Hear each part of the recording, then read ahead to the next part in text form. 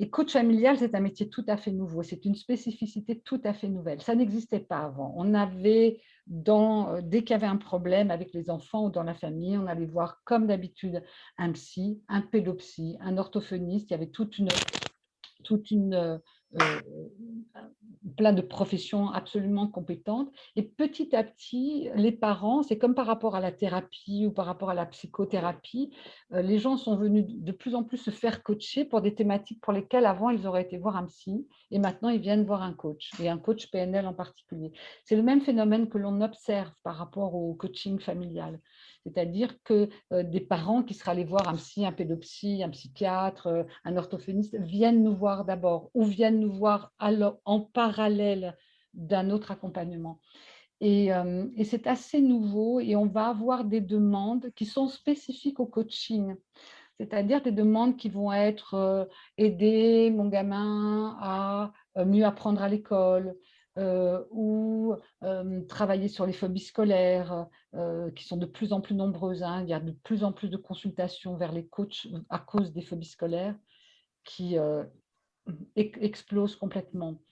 L'accompagnement à la performance sportive ou scolaire, des parents qui ont une grande ambition pour leurs enfants. Donc, ils ne vont pas avoir un psy pour ça, ils ne vont pas avoir un orthophoniste. Ils veulent un petit peu comme des sportifs de haut niveau, ils ont des ambitions, ils veulent que leur enfant réussisse à l'école parce que ça devient de plus en plus un thème important pour les parents. Il l'était avant, mais ça devient bizarrement de plus en plus important. On va venir nous voir pour les addictions aux écrans, sur la sensibilité aussi des ados entre eux, hein. On va voir sur les réseaux sociaux, là, on voit arriver des phénomènes sociaux qui sont différents de ceux qui existaient avant et qui ne sont pas encore complètement pris en charge au niveau psy et pédopsie. Moi, j'interviens particulièrement, je suis experte auprès du FBN, c'est Family Business Network, qui est une association internationale qui accompagne les entreprises familiales à la transmission familiale. Donc, moi, j'interviens sur le volet relations par enfant avec l'angle de vue, si vous voulez réussir une transmission, travailler sur la relation par enfant, parce que les spécialistes se sont aperçus que tout pouvait être nickel au niveau financier, administratif, gouvernance, mais que s'il n'y avait pas une relation saine entre parents qui scellent leur entreprise et enfants qui reprennent l'entreprise, les transmissions pouvaient vraiment complètement rater. Donc, ça va être une demande aussi qui sera importante. Voilà. Donc, de plus en plus, je pense que le coaching familial est un coaching qui va se développer, où on demandera des experts, des gens qui sont spécialisés, comme on a des experts en coaching de vie ou en coaching d'entreprise. On demandera, je crois, c'est mon intime, voilà, c'est mon observation aussi, hein, pas que mon intime conviction, des coachs familiaux.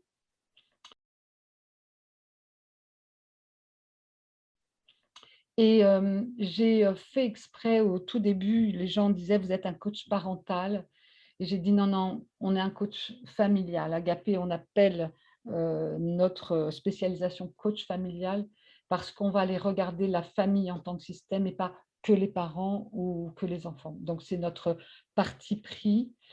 Et je m'aperçois que la chose la plus compliquée dans un coaching familial, et c'est pour ça qu'on a besoin d'avoir une finesse avec nos outils de PNL en particulier, faire prendre conscience à un manager qu'il fait partie éventuellement du problème et qu'il participe à la création, au maintien du problème cher au cœur du PNListe, est une chose dans l'entreprise, mais quand il s'agit de mettre de faire jouer, de faire prendre conscience de la responsabilité des parents, on arrive immédiatement sur de la culpabilité, c'est-à-dire une grande confusion pour les parents entre responsabilité et culpabilité. Donc, il va y avoir une dimension très, très éducative des parents dans un coaching parental. Et la plupart du temps, quand des parents m'amènent un enfant en cabinet pour me dire « je vous amène mon fils ou ma fille parce qu'il a un problème d'eux », en règle générale, je ne commence pas à travailler avec l'enfant tant que je n'ai pas travaillé avec les parents. Il n'est pas toujours facile, hein.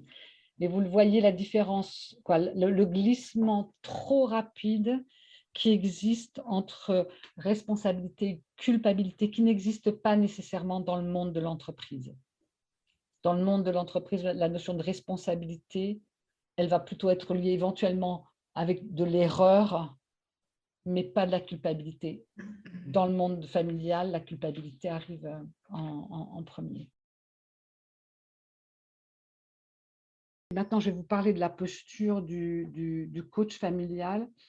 Nous avons un parcours, comme beaucoup d'écoles, de 72 jours pour devenir coach professionnel, un TEC, un PRAT, un MED-PRAT, personne ressource, puis un parcours de coach professionnel dans lequel il y a d'autres approches et on apprend à faire le métier de coach. Et pour moi, ce n'est pas suffisant. Le coach familial, on en a fait une spécialisation de 10 jours, parce que quand vous êtes coach familial, vous allez rentrer en résonance en tant qu'enfant, en tant que parent, en tant que conjoint. Vous allez en permanence entrer en résonance avec ce qui est en train de se passer. La dimension émotionnelle que l'on peut arriver à gérer dans un coaching de vie, dans un coaching en entreprise, on peut arriver à avoir cette position méta, être en chunk-up, modéliser le système, bien comprendre les rouages, bien donner du feedback aux gens.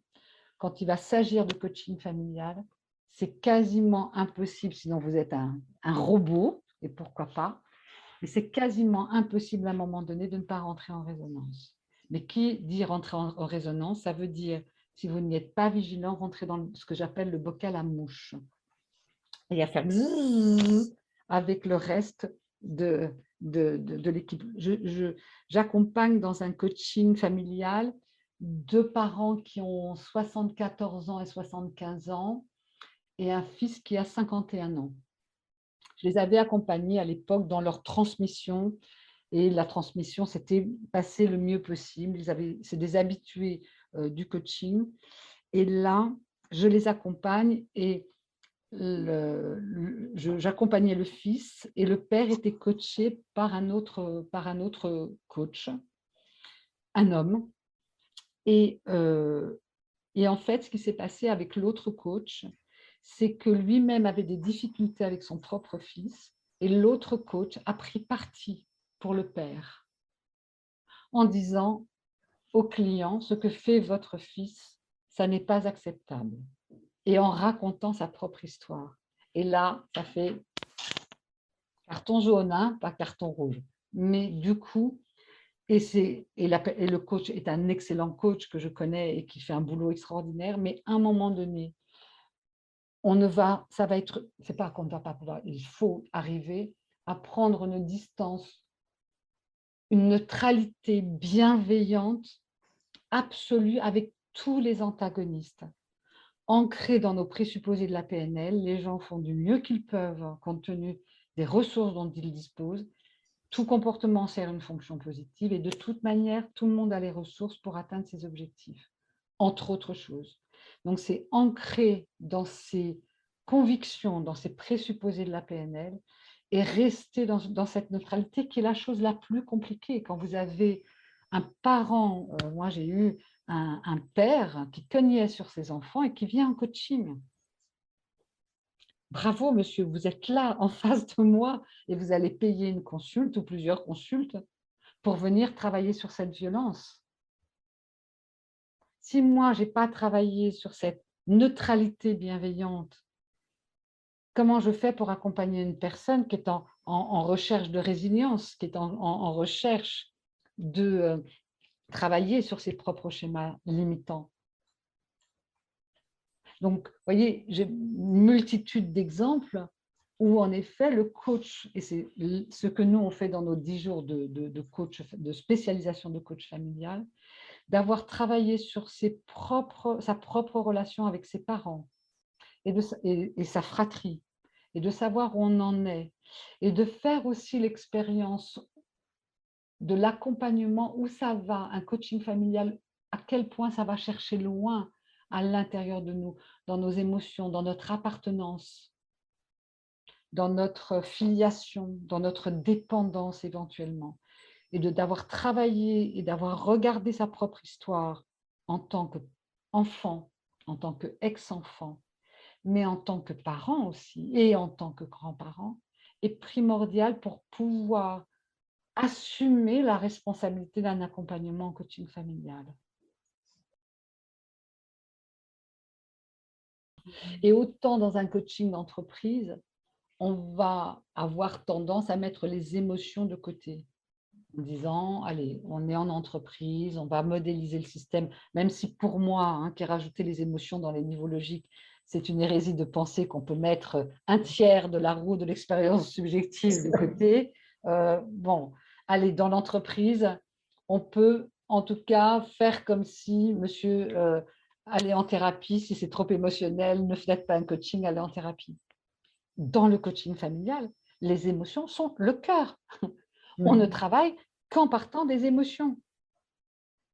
J'ai une mère un jour qui m'a dit, mais l'autre jour, j'ai eu envie de la passer par la fenêtre, comment elle me parlait. J'ai eu envie. Bon, vous ne l'avez pas fait, merci d'être venu, asseyez-vous, prenez un verre d'eau, tout va s'arranger. Les émotions sont au cœur du système. Le système de coaching familial fonctionne avec comme carburant les émotions. Et c'est le lieu, le système familial est le lieu où il y a la permission, dans la plupart de nos cultures en tout cas, de manifester des émotions. Donc le coach familial, il doit avoir aussi la capacité de pouvoir gérer des émotions importantes, des émotions importantes. Donc du coup, d'avoir fait ce travail sur lui, où j'en suis moi de mes propres émotions par rapport à mes parents, par rapport à mon père, par rapport à ma mère, par rapport à mes frères et mes sœurs, pour que justement on évite, et vous êtes familier avec ça, aussi ces notions de transfert, c'est-à-dire comme le coach dont je vous parlais tout à l'heure, qui est allé parler de son histoire avec son fils au lieu de parler de l'histoire de son client avec son fils. Donc ces notions de transfert et de contre-transfert sont au cœur de la conscience du coach qui, pour garder sa lucidité en position méta et en chunker par rapport aux personnes qui l'accompagnent, à toutes les personnes qui l'accompagnent, devra accepter et savoir gérer les émotions des autres. La calibration, je peux vous dire que la calibration, justement, dans la mesure où elle nous donne tellement d'indications, tout ce qui est non-verbal. Je me rappelle d'une maman qui est une maman toute habillée en noir, très, très maquillée, et une maman qui est toute ronde, qui prend sur le canapé la 3/4 de la place et qui amène une petite fille et qui dit: «Je vous emmène ma fille parce que ma fille, elle se laisse, trop faire à l'école et elle n'arrive pas à se défendre». Et je capte et la maman qui dit: «Hein, c'est vrai!» comme ça. Et la petite fille qui est toute petite à côté de cette, on aurait dit une ogresse, la dame, et la petite fille qui fait comme ça. Vous comprenez? Tout est dit, il n'y a pas besoin de poser 36 000 questions. C'est pour ça que je vous parle de calibration. Comment on va faire pour que la maman rétrécisse, que la petite fille augmente, grandisse, prenne un peu plus de place. voilà, c'est ça. Et la petite fille, elle vient me voir, la petite fille, elle a 8 ans, c'est-à-dire qu'elle n'est même pas, en capacité de pouvoir faire quoi que ce soit. J'aurais des centaines d'anecdotes à vous donner sur l'importance de la calibration et sur l'observation du non-verbal. Quelquefois, au-delà des mots, au-delà de la demande initiale, on regarde le non-verbal, on écoute le paraverbal, on calibre et on a la problématique qui peut être complètement différente que la problématique verbalement annoncée. Le problème, il n'est pas là. Et c'est pour ça que vous n'y arrivez pas, les mecs. C'est parce que vous êtes en train de chercher le problème là où il n'est pas. Le problème, il est ailleurs. Beaucoup de synchronisation individuelle. Quand je parle avec le papa, synchroniser avec le papa, avec l'enfant, avec énormément de travail sur le non-verbal et sur le paraverbal. Non seulement le calibrer, mais nous aussi. C'est-à-dire que si moi je commence à parler à la petite fille comme la maman lui parle, vous comprenez bien que ça ne va pas fonctionner. Comment faire alliance? Et l'alliance, c'est la création du rapport. Mmh. C'est vraiment de poser un cadre où l'enfant, souvent, se sente protégé et où le parent ne nous oppose pas tout de suite sa culpabilité, hein. Parce que la culpabilité, c'est une invitation symbiotique pour dire: «Ah mais moi j'ai tout bien fait comme il fallait, donc vous allez pas me dire des choses méchantes, hein, madame la coach, hein». Mmh. Mais bien sûr, madame, vous avez fait tout. Mais bien entendu, mais bravo, félicitations, Mmh. madame. Extraordinaire. Maintenant, il reste peut-être un petit réglage à faire, peut-être qu'il reste un petit peu de prendre du recul, peut-être, et je vais vous accompagner pour ça. Mais beaucoup, beaucoup, beaucoup de manifestations de bienveillance, énormément. Sinon, ça ne marche pas. Déjà, ce travail sur lui, spécifiquement sur ses relations avec ses parents, sur son D'accord. histoire, sur son Mmh. enfance, et de comprendre les mécanismes qui l'ont amené à mettre en place. Donc, on a fait des expérimentations, on a vécu des choses dans notre enfance, on a fait de l'expérience, on en a tiré des conclusions, de ces conclusions, on en a tiré des décisions, et de ces décisions, on a mis à jour, on a installé des croyances, des émotions et des stratégies et Mmh. des comportements. Donc déjà, de comprendre comment nous, en tant que futur coach familial, comment ça se passe ce processus-là. Parce que c'est comme un fil qu'on débobine, c'est ce qu'on va faire avec nos clients qui sont en coaching familial. On va comprendre comment ce comportement-là, il est lié à une stratégie, qui est liée à une décision, qui est liée à une expérience vécue. Et que ça ne s'est pas fait tout seul. On va beaucoup travailler sur la méthode devenir parent coach. C'est-à-dire qu'on va aller rentrer dans la philosophie de l'accompagnement à la parentalité. Voilà, il y a quelque chose d'un petit peu différent dans la PNL, des ajouts qu'on a fait, Christine et moi, par rapport à l'accompagnement à la parentalité. Donc, on va s'approcher de cette méthode-là. Dans la particularité du coach familial, c'est qu'on ne va pas travailler qu'avec des familles, mais on va aussi accompagner des gens qui sont en relation avec des familles. Donc, on va accompagner des enseignants. Un coach familial peut aussi accompagner des enseignants, peut accompagner des éducateurs, des travailleurs sociaux. Donc, tous des gens qui sont, eux, en lien avec la famille, qui ne sont pas nécessairement des coachs, eux, mais le coach va travailler avec ces personnes-là. Il va apprendre. Alors, on a mis en place quelques outils qu'on peut retrouver dans la PNL, bien entendu. Moi, je suis née de la T et de la PNL, je suis issue de la T et de la PNL, mais sur la stratégie du et on va travailler beaucoup sur quelque chose qu'on a développé, qui est le cadre non négociable et la liberté du cadre. Le plus difficile pour un éducateur, donc maintenant j'élargis, hein, pour un éducateur, donc pour un parent, c'est en fonction de l'évolution et de l'âge de l'enfant, de lui permettre de donner un cadre, parce que l'enfant est un enfant.